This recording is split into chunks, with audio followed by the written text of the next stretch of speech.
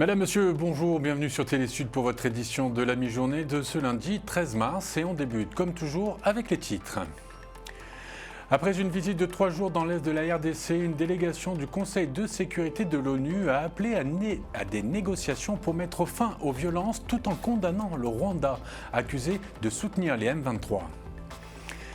4 mois après l'accord de paix entre l'armée éthiopienne et les rebelles tigréens, la situation dans la région est désastreuse pour l'ONG américaine Save the Children qui estime que la reconstruction des écoles et des hôpitaux est la priorité numéro 1. Et pour terminer cette édition, nous nous rendrons en Tunisie où après les propos agressifs du président Saïd à l'encontre des migrants subsahariens, les Tunisiens noirs s'estiment aujourd'hui les victimes collatérales de cette campagne anti-migrants. On débute donc cette édition avec la visite de la délégation du Conseil de sécurité des Nations Unies qui s'est achevée dimanche à Goma. Une visite à l'issue de laquelle Nicolas de Rivière, le représentant de la France à l'ONU, a officiellement reconnu et condamné le Rwanda comme étant l'agresseur dans le conflit qui l'oppose à la République démocratique du Congo. Pour lui, il ne fait aucun doute qu'il soutient les M23. Les détails avec Émeric Torignon. Champs et danses malgré leur situation précaire depuis la résurgence du M23 dans l'est de la RDC. Ces déplacés participent en plein air au culte du dimanche dans ce camp à Goma en attendant l'arrivée de la délégation de l'ONU. Quelques minutes plus tard, les membres de la mission onusienne à bord de 4x4 et de minibus font leur apparition dans le camp de déplacés pour la dernière étape de leur visite de 3 jours dans le pays. Objectif, toucher du doigt la réalité sur le terrain et constater l'ampleur de la crise humanitaire causée par ce conflit. La sortie de crise, en l'occurrence, elle ne peut être que politique, elle ne peut être que par la négociation. Mais dans l'urgence, il faut améliorer la sécurité, agir, utiliser la coercition quand c'est nécessaire, notamment contre les groupes, contre le M23 et contre d'autres. Cette mission intervient d'ailleurs au lendemain de l'échec d'un cessez-le-feu négocié avec la médiation de l'Angola et rompu mardi, le jour même où il devait entrer en vigueur.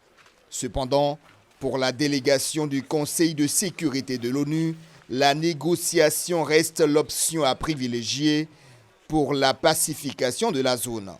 Plusieurs démarches ont été entreprises par la communauté internationale pour une sortie rapide de crise depuis la reprise des hostilités fin 2021. Mais malgré la condamnation, les dénonciations de l'implication du Rwanda voisin, les multiples appels et accords de cessez-le-feu, rien n'a bougé. Il est plus à démontrer non plus que le Rwanda soutient le M23.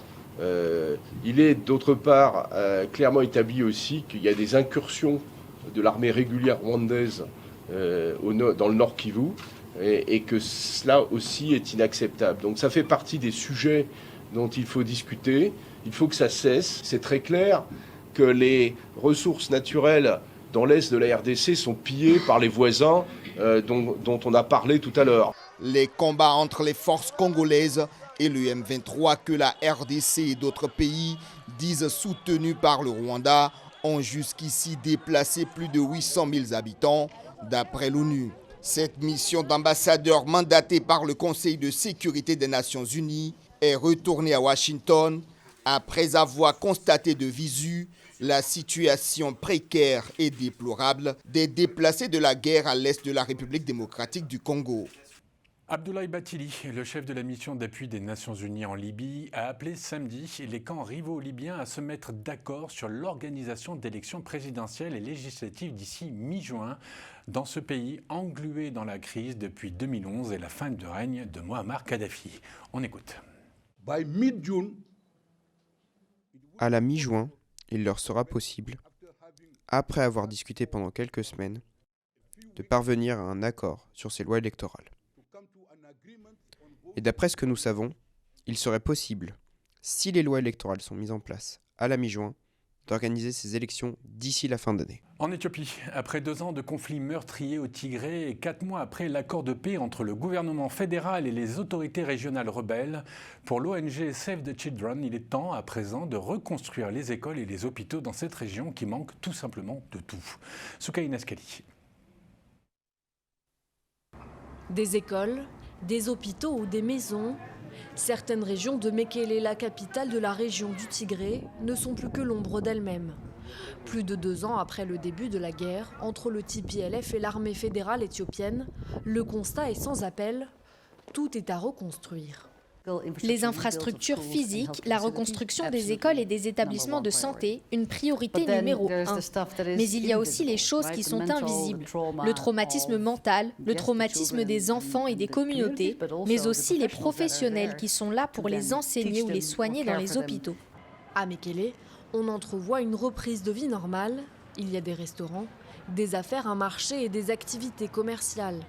Mais 4 mois après l'accord de paix entre gouvernement fédéral et autorités régionales rebelles, les habitants vivent toujours dans le besoin. Nous n'avons pas assez de nourriture. Nous continuons à transporter de l'argent liquide dans la région pour nos opérations de base parce que le système bancaire n'a pas été complètement rétabli, certainement pas dans les zones rurales. Et encore une fois, le réapprovisionnement en médicaments est essentiel. Et pour cela aussi, plus de financement est nécessaire. Autre constat de l'ONG américaine Save the Children, au retour d'une visite de terrain en Éthiopie, l'accès à l'éducation. Depuis 3 ans au Tigré, difficile pour les enfants d'aller à l'école. Si vous n'avez pas d'éducation, il est très difficile de soutenir un processus de paix. Nous devons remettre les enfants à l'école le plus tôt possible pour relancer le processus et nous assurer qu'ils comblent l'écart, n'est-ce pas? Et je pense que les soins de santé de base, l'éducation des enfants et le processus de réconciliation là-bas et avec tout le monde sont essentiels pour maintenir la paix.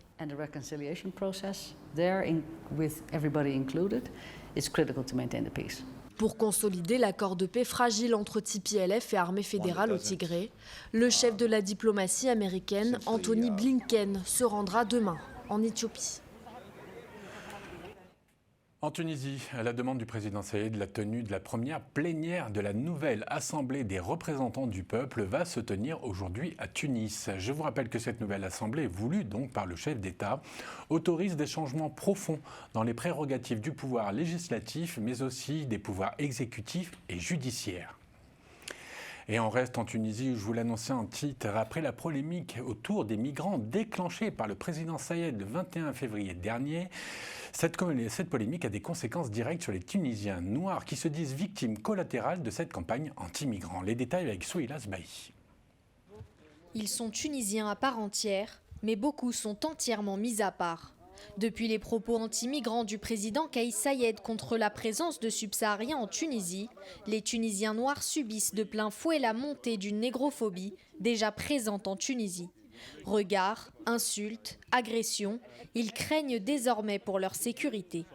Bien sûr, nous sommes dans la crainte, nous sommes dans la peur, nous sommes effrayés comme tout le reste des gens, mais nous sommes un peu plus ciblés parce que nous sommes une population visible. Nous sommes une population visible et stigmatisée. Aujourd'hui, la crainte, c'est qu'on s'en prenne parce que les subsahariens, étape 1, la crainte, c'est 2, les Tunisiens noirs. Si le président tunisien a expliqué ne cibler que la présence de migrants illégaux sur son territoire, les citoyens tunisiens noirs font tout de même l'objet d'une haine ravivée ces dernières semaines. Des victimes collatérales d'une politique migratoire, selon l'anthropologue Stéphanie Pouessel, qui exclut toute visée négrophobe du président Kais Saied. Les Noirs tunisiens sont véritablement une victime collatérale du discours du président, parce que le discours du président, finalement, ne visait pas la peau noire, il visait les migrants subsahariens, le contexte migratoire, etc., les sans-papiers, l'Afrique, au sens d'une Afrique qui serait exogène. Donc ça visait pas, il n'y avait pas de mots directement liés aux Noirs tunisiens, mais évidemment qu'ils sont une victime collatérale de ce discours. Avant les propos du président, les Tunisiens noirs étaient déjà victimes de racisme dans leur pays. En octobre 2018, le Parlement tunisien a adopté une loi jugée historique, criminalisant les propos racistes, l'incitation à la haine et les discriminations. Malgré la loi, beaucoup dénoncent une inaction de la justice envers les Tunisiens qui se rendent coupables de ces actes à l'encontre de leurs concitoyens. En Afrique du Sud, le président Cyril Ramaphosa a été blanchi dans l'affaire entourant le vol de 580 000 $ en liquide survenu en 2020 dans sa ferme de la province de Limpopo, dans le nord du pays. C'est le défenseur public d'Afrique du Sud qui l'a annoncé, affirmant qu'il n'y avait aucune preuve d'acte répréhensible commis par le chef d'État. Un mot à présent du cyclone Freddy qui a une nouvelle fois frappé le Mozambique 3 semaines après son premier passage. Avec des vents de 150 km et des rues inondées, 100 000 Mozambicains se retrouvent aujourd'hui sans électricité. Cela fait 24 jours que Freddy ravage les côtes de l'océan Indien, une durée rarement observée par les météorologues qui pourrait faire de Freddy le cyclone le plus long jamais enregistré. Un naufrage de migrants à Madagascar qui fait 22 morts. Le RDPC qui devrait remporter les sénatoriales au Cameroun et le président Bazoum en visite au Bénin. C'est le reste de l'actualité préparée pour vous par Souilas Bailly. 22 migrants ont perdu la vie dans un naufrage au large des côtes de Madagascar ce samedi. Selon l'autorité portuaire, maritime et fluviale, 47 personnes avaient embarqué clandestinement à bord du bateau qui se rendait vers l'île française de Mayotte et 23 passagers ont pu être secourus. Les recherches se poursuivent après le naufrage qui a eu lieu au large du district d'Ambandja, à la pointe nord de Madagascar. Les chavirages de Kwassa-Kwassa, petites embarcations de pêche à moteur utilisées par les passeurs, surviennent régulièrement sur la route maritime reliant les Comores ou Madagascar à Mayotte. En 2021, 6 355 migrants et 324 passeurs ont été interpellés selon les autorités françaises. Le Rassemblement démocratique du peuple camerounais, RDPC du président Paul Biya en pole position pour remporter les élections sénatoriales qui ont eu lieu dimanche au suffrage indirect. 10 partis présentaient des candidats aux plus de 11 000 grands électeurs, composés de conseillers régionaux, conseillers municipaux et de chefs traditionnels dans les 10 régions administratives que compte le pays. Mais le RDPC est la seule formation politique à avoir présenté des listes dans la totalité des régions. Sur les 360 communes du pays, le parti du chef de l'État en contrôle 316, une domination absolue qui présage sans nul doute d'une nouvelle victoire sans embâche du parti au pouvoir au Cameroun. Le président Mohamed Bazoum est en visite au Bénin. Ce lundi, le chef d'État du Niger sera donc accueilli par son homologue béninois Patrice Talon au palais de la Marina. Au menu des discussions, les questions de sécurité et d'économie. En matière de lutte contre le terrorisme, les deux pays ont signé le 11 juillet 2022 un accord de coopération militaire qui porte sur les échanges de renseignements, mais aussi d'assistance aérienne pour suivre les mouvements des djihadistes et les opérations conjointes entre les deux pays. Le président Mohamed Bazoum ira ensuite au port autonome de Cotonou où il visitera les infrastructures portuaires, puis la station terminale de pipeline d'export Niger-Bénin à Sémécraké. Retour en France, où le projet de réforme des retraites continue d'agiter le pays malgré son adoption par le Sénat samedi. Une étape importante avant son examen mercredi par la commission mixte paritaire composée de 7 députés et de 7 sénateurs. Dans la rue, en revanche, le combat continue avec de nombreux mouvements de grève reconduits, comme à la SNCF, où le trafic ferroviaire est toujours affecté avec aujourd'hui la circulation de 3 TGV sur 5 et un trafic fortement perturbé sur les lignes de TER.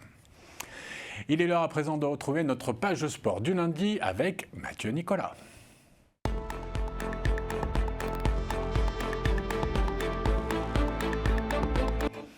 Mathieu, bonjour. Si je vous dis match historique, vous me répondez...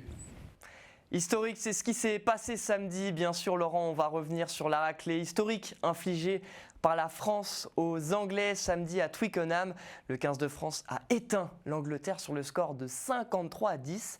7 essais inscrits au total par Thibaut Flamand, Charles Olivon, Damien Penaud, un doublé chacun, et Thomas Ramos. C'est la plus large défaite de l'histoire de l'Angleterre sur sa pelouse. Journée parfaite pour les Bleus, même si le titre reviendra visiblement aux Irlandais. Je vous propose d'écouter quelques réactions juste après le match. Beaucoup de joie, bien sûr, beaucoup de plaisir et beaucoup d'émotions aussi. Émouvant parce qu'on connaît le lieu, on est souvent venu ici. C'est très rare d'avoir déjà une victoire ici et en plus un résultat comme ça. Et voilà, je pense qu'il faut bien sûr être hyper fier de ce qu'on a fait aujourd'hui, mais aussi pas avoir la mémoire courte.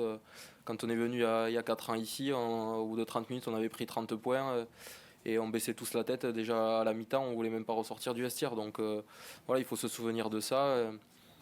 Rester humble, mais bien sûr profiter aujourd'hui, parce que quand ça marche pour nous, quand tout fonctionne comme aujourd'hui, il faut savoir en profiter et être fier de ce qu'on a réalisé.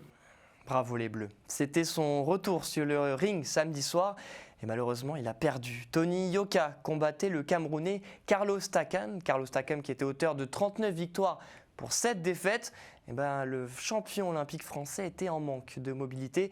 Face à un Takam affûté et puissant, Yoka a subi pendant la majeure partie du combat, l'amenant à une défaite logique malgré une décision partagée des juges. Je vous propose de l'écouter.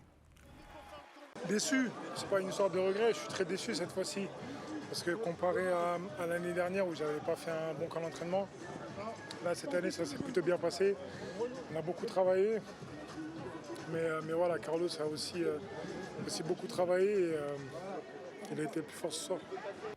Encore une fois, le Sénégal est sur le toit de l'Afrique. Samedi au Caire, les Lionceaux de la Teranga ont remporté la finale de la CAN U20 en battant la Gambie 2-0. Un match très attendu. Les 2 meilleures défenses du tournoi s'affrontaient. Mais c'est la meilleure attaque du tournoi qui a fait plier la défense gambienne dès la 6e minute.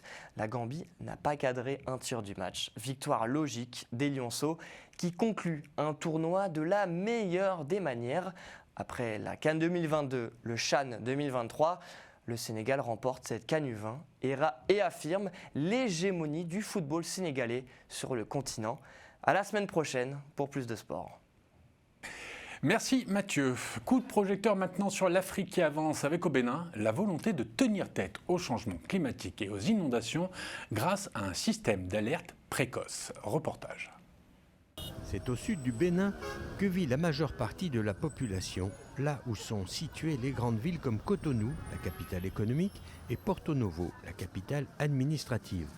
C'est là que se déploie une vaste plaine côtière constellée d'une multitude de fleuves dont le Niger et l'Ouémé. Des villages vivent là depuis toujours, de pêche et d'agriculture. Mais depuis quelques années, cet environnement fertile se fait de plus en plus menaçant. Tout le monde garde en tête les terribles inondations de 2010 qui avaient fait 46 morts et 680 000 sinistrés. Victime du changement climatique, le Bénin se voit confronté à des intempéries dévastatrices causées par les fortes pluies et des crues de plus en plus fréquentes, comme dans ce village d'Agégué, dans la basse vallée de l'Ouémé. Nous sommes souvent inondés sans qu'on s'y attende. Les inondations détruisent nos récoltes et tuent beaucoup d'enfants. L'école, la salle communale et les habitations ont été inondées plusieurs fois. Là, le risque pour ces populations est qu'en période de crue, l'eau monte dans les chambres, dans les maisons, tout ça là. Et il faut forcément évacuer les populations pour éviter les grandes catastrophes. Face à de telles menaces, le chef de l'État a décidé de réagir pour prévenir ces crises et permettre une meilleure gestion des risques.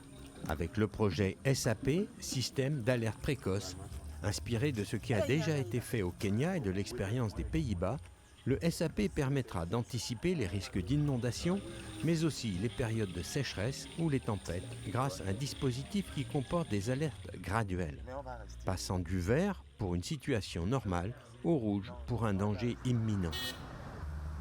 Quand l'alerte est donnée, les maires doivent faire évacuer les berges et mettre les habitants à l'abri.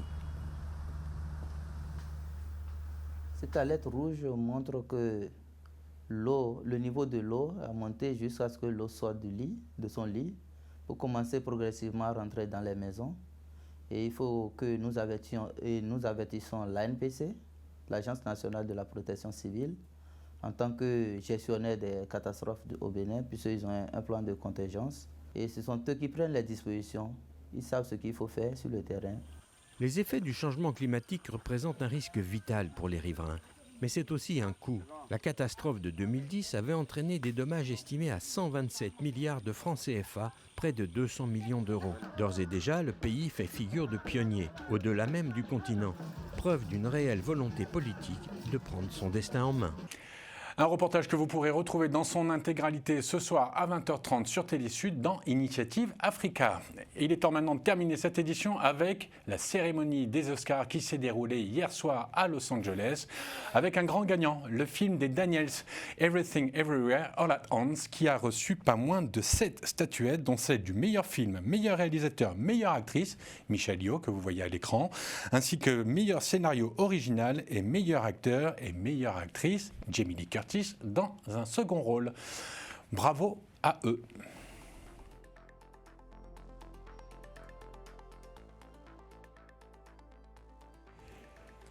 C'est la fin de cette édition. On se retrouve demain pour une nouvelle édition de la mi-journée. En attendant, comme d'habitude, continuez à vous informer en regardant Télésud. À demain. Au revoir tout le monde.